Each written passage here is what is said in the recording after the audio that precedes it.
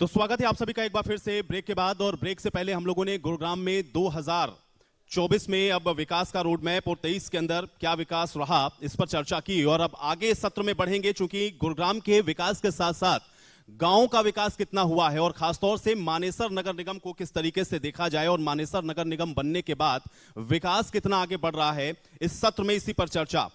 तो इस सत्र में जो खास मेहमान हैं उनको मैं मंच पे आमंत्रित करना चाहूंगा। सुंदर सिंह, आप सरपंच हैं। सुंदर सिंह जी, बहुत स्वागत, तालियों के साथ इनका स्वागत करें। सर, आप मंच पर आए। वीरेंद्र यादव जी भी हमारे साथ इस सत्र में जुड़ेंगे। आप जिला पार्षद हैं। वीरेंद्र यादव जी, आपका भी स्वागत, आप भी मंच पर आए, आपका भी तालियों के साथ स्वागत करें। देखिए, हौसला अफजाई आप लोग करते रहें। और शेर सिंह जी हमारे साथ जुड़ेंगे, सरपंच, और आपकी एक बड़ी उपलब्धि है, आप 6 स्टार सरपंच हैं। और आपको मैं आमंत्रित करना चाहूंगा, शेर सिंह जी, आप भी मंच पर आए, बहुत स्वागत आपका। और इस सेशन को आगे बढ़ाएंगी मेरी सहयोगी ऋतु, आप भी मंच पर आए। और इस सेशन में हम लोग चर्चा करेंगे गांव के विकास की, क्योंकि ग्रामीण विकास अपने आप में सबसे महत्वपूर्ण है और यही सबसे महत्वपूर्ण कड़ी है। क्योंकि अगर विकास में आपको सही मायने में आगे बढ़ना है तो गांव का विकास सबसे जरूरी और महत्वपूर्ण होता है। तो इस सत्र में चर्चा कि गांव का कितना विकास हुआ और मानेसर नगर निगम में उसमें क्या भूमिका निभाई, इस पर चर्चा। Ritu, over to you. Thank you Ayush. आप सभी मेहमानों का बहुत स्वागत है कार्यक्रम में।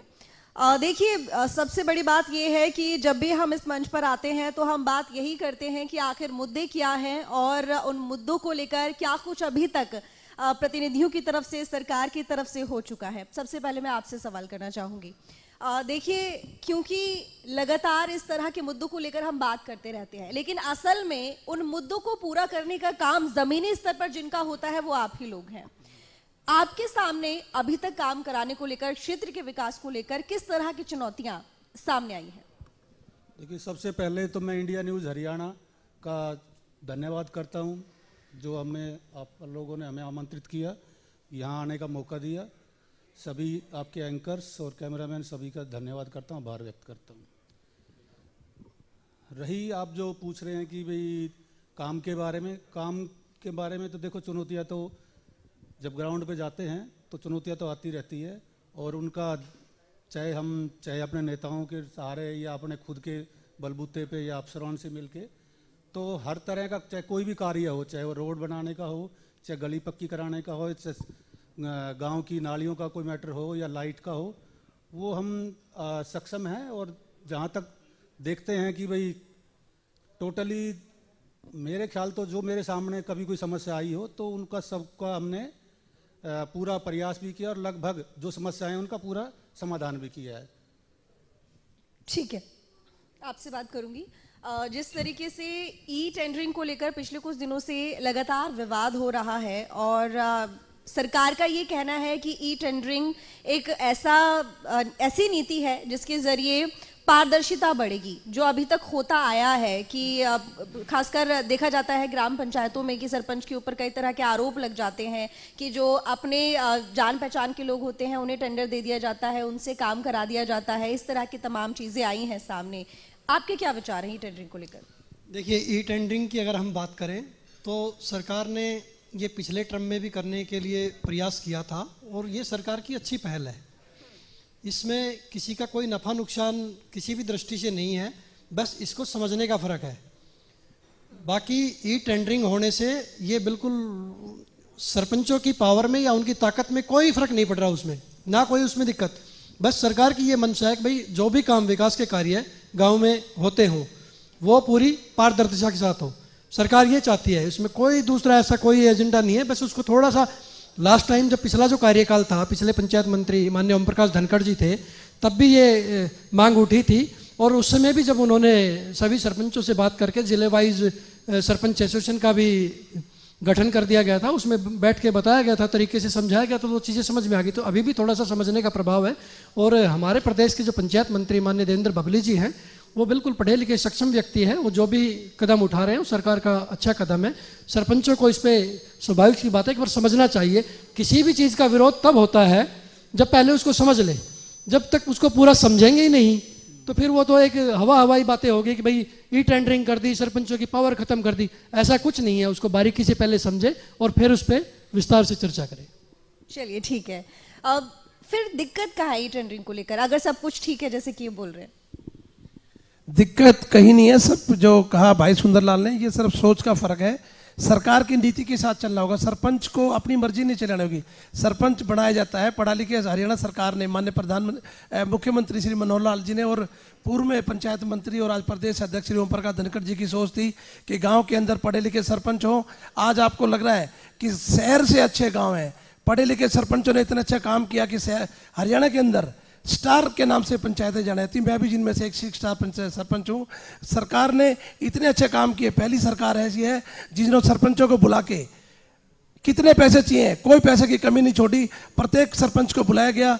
आज मैं ये कह रहा हूँ 70 साल में जो पहले इससे पहले सरकारें थी उन्होंने कोई इतने काम नहीं किए, इन्होंने जी खोल के पैसा दिया पंचायत सरपंचों को। आज सरपंचों को अपना टाइम वेस्ट ना करें, सरकार के साथ मिलके ई टेंडिंग के अनुसार अपना काम कराएं, एक मिनट भी खराब नहीं करना चाहिए। उनको सरकार ने, गांव ने सरपंच बनाया, उनका दायित्व है कि गांव के अंदर सरकार की नीति के साथ चलें और काम कराएं। ठीक है वीरेंद्र जी, जिस तरीके से नगर निगम को लेकर भी बार बार सामने आ रही थी बातें मानेसर के कि नगर निगम बन गया तो उसकी वजह से काफी दिक्कतों का सामना करना पड़ रहा है और विकास पूर्ण तरीके से नहीं हो पाता है ग्राम पंचायतों का। और अगर देखिए तो बिल्कुल निचले स्तर पर जो विकास के लिए चीजें हैं वो नहीं पहुंच पाती हैं और इसको लेकर लगातार विरोध भी हो रहा है। कई बार पंचायतें भी होती हैं, लोगों की मीटिंग्स भी होती हैं, बैठकें भी होती हैं। देखिए जिला परिषद का एक जो कार्य होता है वो सरकार और ग्राम पंचायतों के बीच की कड़ी होता है, जो कनेक्शन होता है वो मेंटेन करते हैं। तो ये नगर निगम को लेकर इतना विरोध क्यों है? देखिए नगर निगम को लेके विरोध पहले भी हुआ है और अभी भी कुछ लोग कर रहे हैं, लेकिन ये गलत कर रहे हैं। ठीक है, विकास कार्य में थोड़ी कमी तो आई है क्योंकि कोई नुमाइंदा चुना नहीं गया अभी तक, तो उसमें थोड़ी, जैसे पहले गांव में सरपंच होता था तो गांव का आदमी सरपंच के पास जाके अपना काम करा लेता था।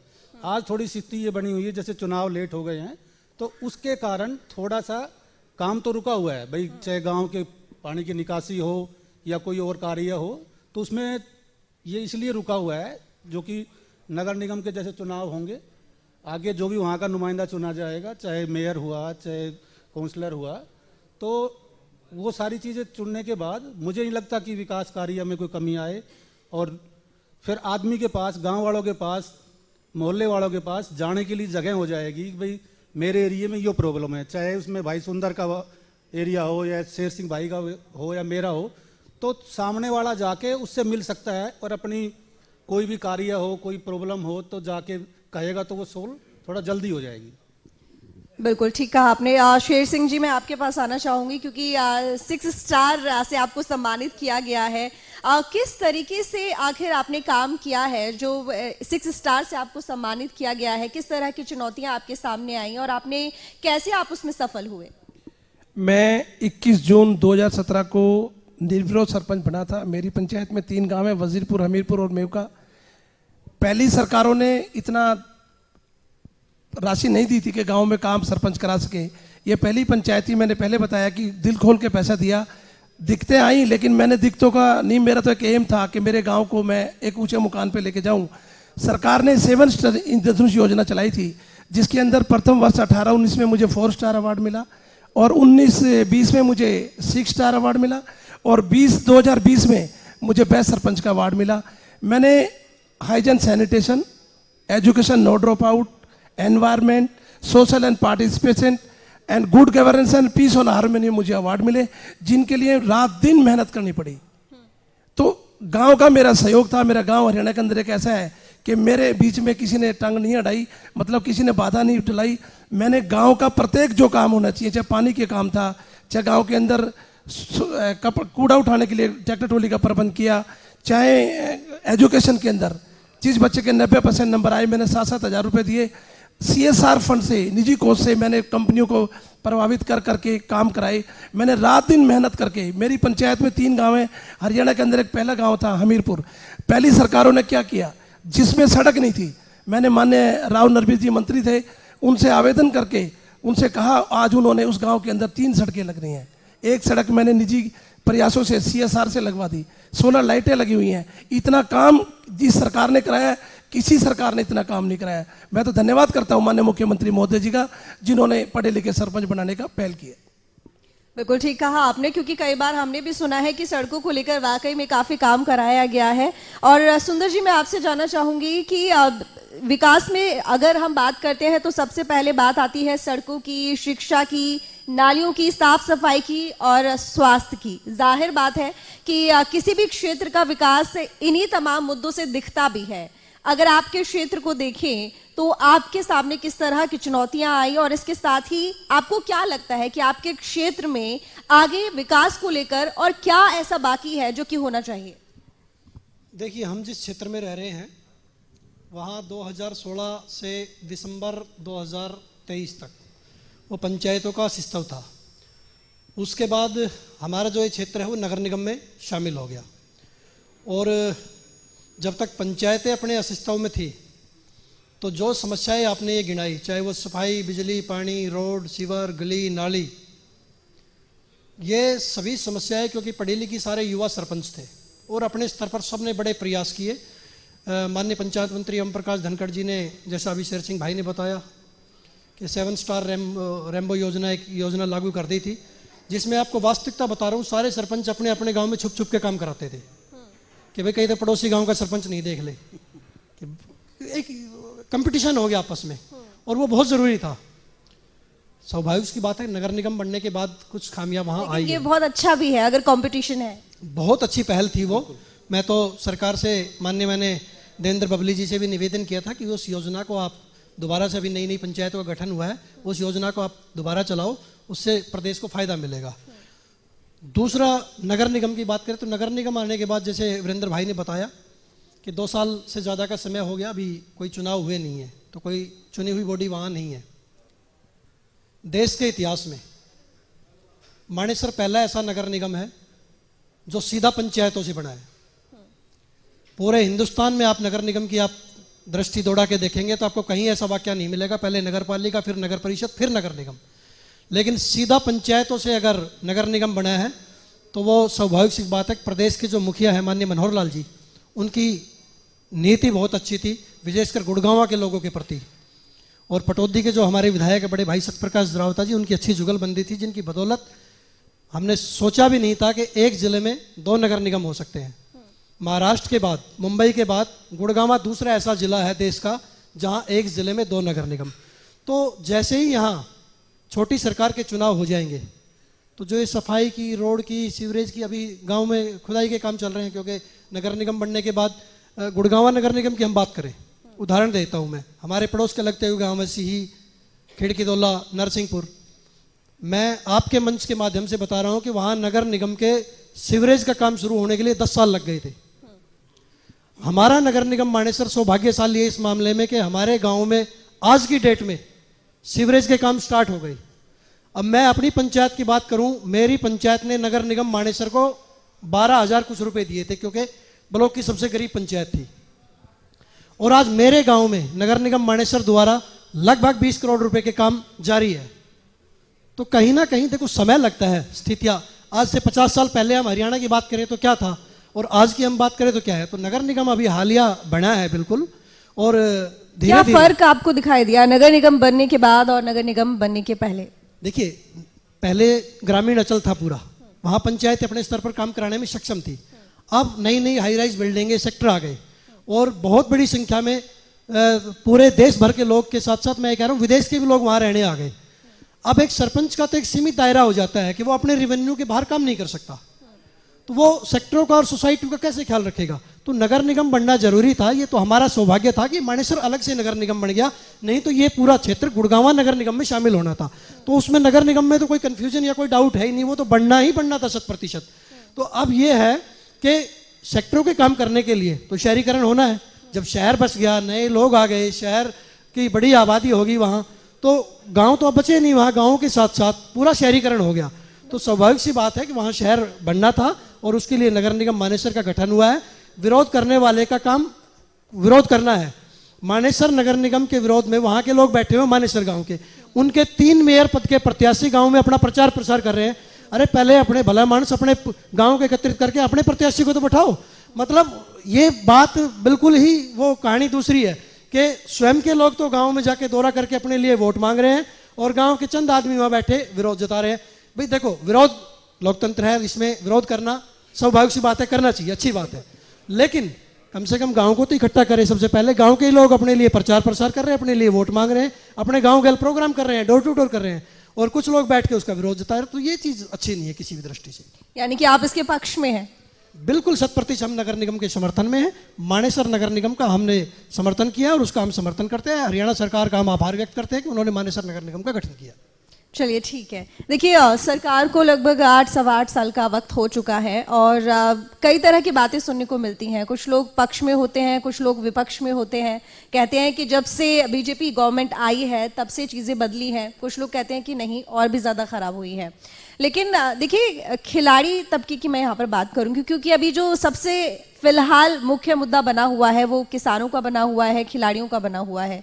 और अगर मैं खिलाड़ियों की बात करूं तो उनको लेकर आपकी क्या राय है? क्योंकि पिछले कुछ दिनों से जंतर मंतर पर आप देख रहे होंगे कि लोग बैठकर आंदोलन कर रहे हैं और वो हमारे देश का मान है, सम्मान है। हालांकि उनका ये कहना है कि इसे राजनीतिक ना बनाया जाए, राजनीतिक मुद्दा इसको ना बनाया जाए, क्योंकि उनकी लड़ाई फेडरेशन से है।